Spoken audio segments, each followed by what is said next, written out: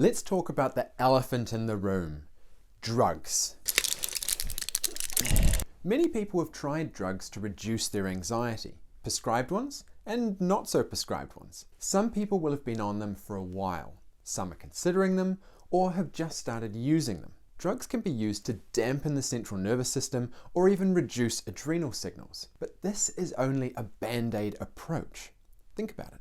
How many people have you heard of who have used drugs to cure their anxiety and come off them to enjoy their anxiety-free life? Similar to if you had a movement you kept doing that was causing you pain and you dealt with it using painkillers. You know that's it for you. You're going to be on those painkillers for life. It's pretty disempowering and frankly, not very research-based.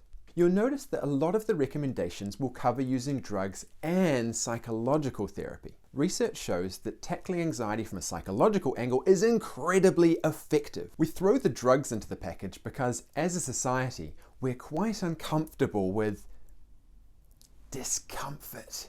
There's plenty of studies demonstrating that they actually get in the way, as they're just another way of trying to run away from the anxiety or avoid it. And avoidance breeds anxiety. It's waiting right there for you when the drugs wear off, or become less effective over time due to increased tolerance. Well, that's great. What am I going to do now? I did mention psychological therapy. Yeah, you did mention psychological therapy. What does that involve? What you need for effective psychological therapy is a proven, effective process that you can follow to retrain your brain out of panic and empower yourself with skills that work with anxiety. Something that can take you from distressed into the relief of anxiety regulation, through challenger territory where you gain your life back, and then finally help you to transform into an anxiety master. Well, how long's that going to take? Well, you seem pretty motivated. It can take as little as 6 weeks if you're willing to work on it every day.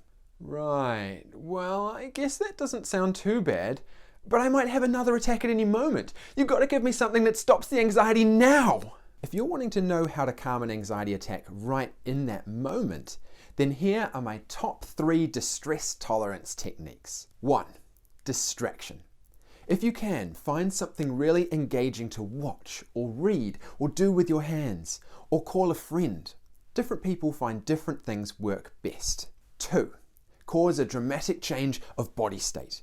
Have a really cold shower, put an ice cube down your back, splash water on your face or go for a sprint. And 3. Get mindful. Don't worry, this isn't the super meditative kind. I'm talking about emergency mindfulness, grounding yourself immediately into the present moment. Here's what you do. List 5 things you can see around you, then 5 things you can hear, then touch, taste, and smell. Then 4 of each. 3, 2, and 1. By the time you're done with running through that, you'll be on the downward slope of the attack. Any of these will unhook you from the thought spiral causing the anxiety or panic attack and help you get through that one spike of adrenaline. Those will help you for now, but I know how tedious it is to have to keep doing these, feeling at the whim of your anxiety. So if you're sick of that too, there is a process that can be followed that gets people out of anxiety and panic attacks. Your next best step is to come along to our next masterclass. We'll cover the 3 massive mistakes people make when it comes to anxiety and how to get started on the step-by-step process that gets people serious results. The most effective and efficient way of treating your anxiety backed by serious research. If that's of interest to you, check out the link below. Thanks for joining me on this anxiety attack series. I do hope it helps you on your anxiety journey.